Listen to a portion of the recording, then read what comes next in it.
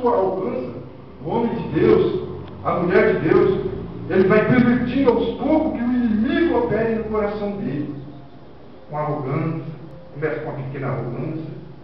Senhor, me perdoa, mas me perdoa de boca para fora. Né? Saiba, irmão, que o mal que você fizer, você vai pagar. Não tem por onde você correr. Aí da onde vem a tribulação e vem a derrota. Aí o povo confunde, né, a tribulação com derrota com a tribulação de vitória. A tribulação de vitória, o Senhor Jesus disse: olha, no mundo tereis aflição, mas tem de bom ânimo. Eu venci o mundo. E você também vai vencer. Vai vencer tudo. Para todo aquele que crê no sangue do Senhor Jesus na cruz, será vitorioso e vitorioserá. Aqui foi profetizado que o nosso irmão ia ter um problema de saúde. Amém? Aconteceu. O Senhor foi lá, né, pela misericórdia do Senhor, e deu um livramento. Ele deu um livramento por quê? Porque o homem é de Deus. Né? O homem é de Deus, e tem mais uma coisa: esse Deus que você prega, esse Senhor Jesus Cristo, ainda vive antes. Olha que bênção. Ainda vive antes. E o homem do mundo não. Ele já empacota logo, sem nem saber o porquê e o que aconteceu com ele. Né? Porque o inimigo quer ceifar a vida dele o mais rápido possível. Começa pela prostituição, da prostituição para a balada, das baladas para a cachaçada, da cachaçada para as drogas, e ali, quando ele menos pensa que não, ele está derrotado, está acabado. Então, essa é a tribulação. Mas um algo eu quero dizer para os irmãos. Vou até abrir para dizer para os irmãos. Quem quiser abrir, pode abrir Mateus 11. Eu vou dizer algo para os irmãos aqui, que tudo isso acontece na vida daquele que crê. Tudo acontece na vida daquele que crê. Você vai chorar, irmão. Você vai continuar chorando. Né? Porque para o homem que crê em Deus, para a mulher que crê em Deus, o choro dura uma noite, mas a alegria vem para amanhã. Só que o homem que não crê em Deus, o homem que está fora da presença de Deus, ele vai viver chorando. Chorando e chorando e chorando. Não tem cura para ele, irmão. Não tem cura. Veja bem, irmãos. O pecado, irmãos, digo mais.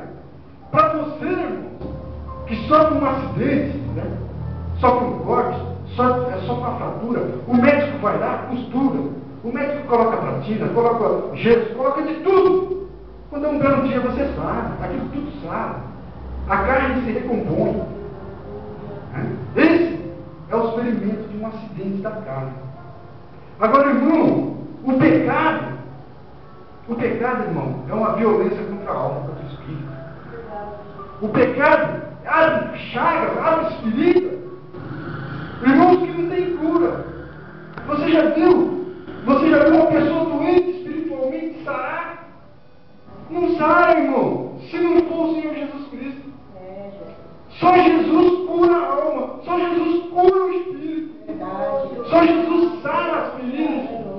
É do espírito. A carne sara. Mas o pecado que você faz contra o seu espírito. E se você não tiver Jesus, você não tem remédio. E nós já somos diferentes, irmãos. O cristão, o homem que está na presença de Deus, aquela mulher que busca o Senhor, aquela mulher que está nos caminhos do Senhor, aquele homem que se esforça, é ao contrário. Ele vai pecar. Porque nós nascemos em pecado. A Bíblia diz, nós nascemos em pecado. Ele vai pecar. Mas nós temos, né?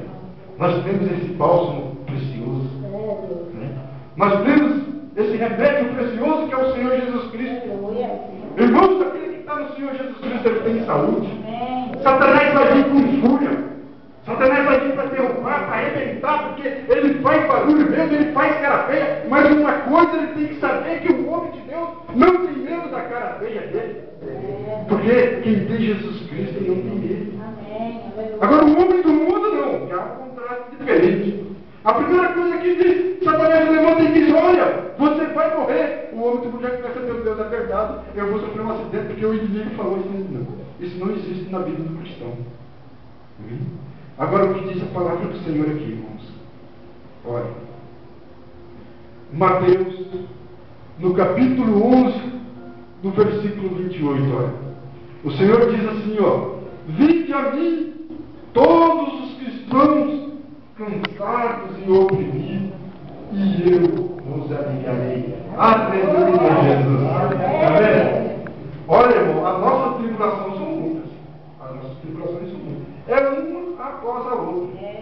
Né? Ainda digo mais: o cristão que não tem tribulação, é pior ele se rever. Ele rever a sua situação, que alguma coisa está errada. Porque veja bem, Paulo, é que nem eu falei no início, Paulo estava de bom com o mundo, coisa maravilhosamente com o mundo, estava maravilhosamente bem com o mundo.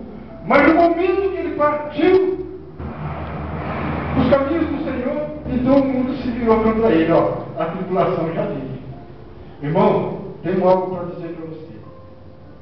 No seu trabalho, se você realmente é um cristão, se a luz do Espírito do Senhor brilha em você, os seus companheiros, aquelas pessoas do mundo, elas vão se jogar toda a vida contra você.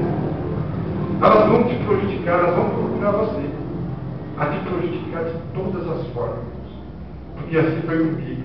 Na época do mundo, eu aceitava as coisas erradas dentro das minhas empresas, do meu trabalho. Eu era bom amigo, como se diz, camarada ponta firme. Hoje não. Hoje, tudo que há de errado eu me recuso e sou considerado o quê? Sou considerado uma pessoa mal vista. Não, deixa fulano para lá, porque fulano, qualquer coisa, ele nos entrega. Né? Por quê? Porque você não aceita coisas erradas. Agora que o Senhor promete. O Senhor Jesus Cristo diz: vinde a mim todos os que estão cansados e oprimidos, e eu vos aliviarei. O homem que, quando ele vive no mundo do pecado, ele se cansa, irmão. Por quê? Porque ele vai para as baladas, né? Ele vai para as festas, ele vai para as rodinhas, né? Vamos dizer, dos escarnecedores, que é a verdade. Aquilo tudo cansa o espírito dele. Ele chega em casa, ele não tem descanso, irmão. Ele não tem descanso. Ele chega em casa, continua entristecido, enquanto estava lá era uma coisa, né? Movido pela alegria do álcool, movido pelo efeito da droga, movido pela chocarrice ali, daqueles companheiros, daquela rodinha. Mas quando ele chega em casa, que ele vai se dar entre ele e Deus, aí ele vai ver que ele não tem paz, ele não tem descanso.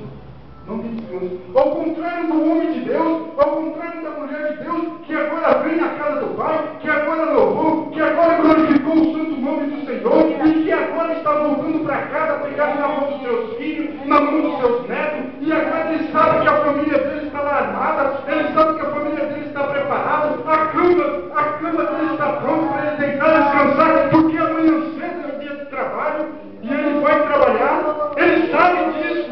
Ele sabe que está tudo pronto, e o homem do mundo ele não tem certeza de nada. O homem do mundo ele não tem certeza que nem mesmo vai levantar. Se amanhã vai amanhecer vivo. O homem de Deus, a mulher de Deus, quando ele adoece, ele tem o apoio da sua esposa.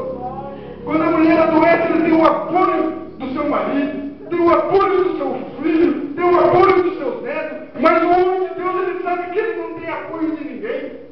Ele sabe que ele já não tem mais a esposa, os filhos já não dá mais crédito a ele, e tudo que acontecer a ele, o povo vai ser bem feito para ele. Ele sabe disso. Eu falo isso porque é experiência própria.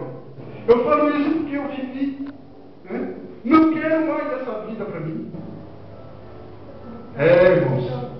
Mas ainda bem que aquele Filho de Deus, aleluia, ainda bem que aquele Filho de Deus que morreu na cruz, a todo momento que você se arrepender de barbaridades como assim, se voltar a Ele e dizer: Senhor, errei, pequei contra ti, Senhor, Senhor, me perdoa, Ele está pronto para te perdoar. Tá vendo?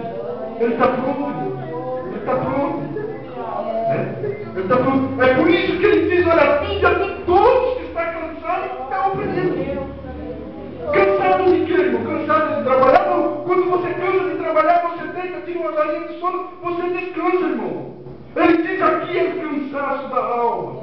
Porque o Senhor Jesus sabe que se não for Ele, irmão, a alma, o espírito não descansa, irmão. Descansa não, irmão. Ele sabe disso. É por isso que aqui em Mateus 11:28, Vinde a mim todos que estão cansados e estão oprimidos.